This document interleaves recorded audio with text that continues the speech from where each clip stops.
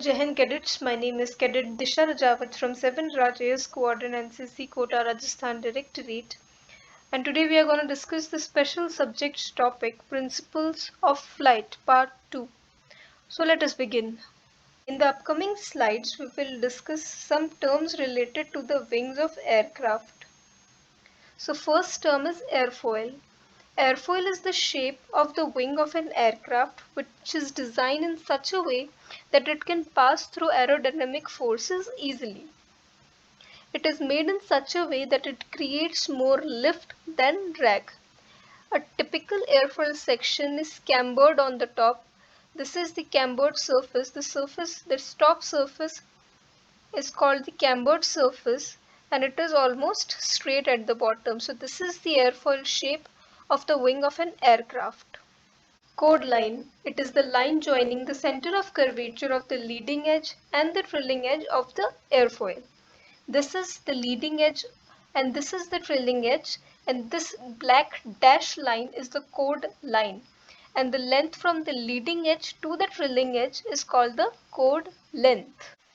Total reaction. It is a single force representing all the pressure over the surface of the airfoil.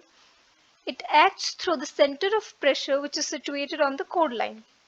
Here this arrow is representing the center of pressure. It is actually showing the resultant of all the pressures on the airfoil. This circle is representing the center of gravity of the airfoil.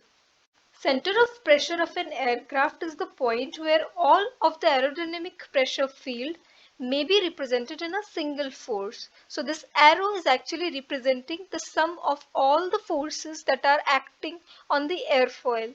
So we can say that total reaction and center of pressures are interrelated terms.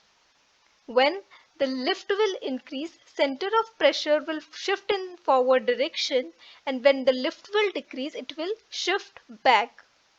Angle of incidence. The angle between the chord line and the longitudinal axis of the aircraft. Here this is the longitudinal axis of the aircraft and this is the chord line. I hope you remember the chord line that we just studied. This black dashed line is the chord line.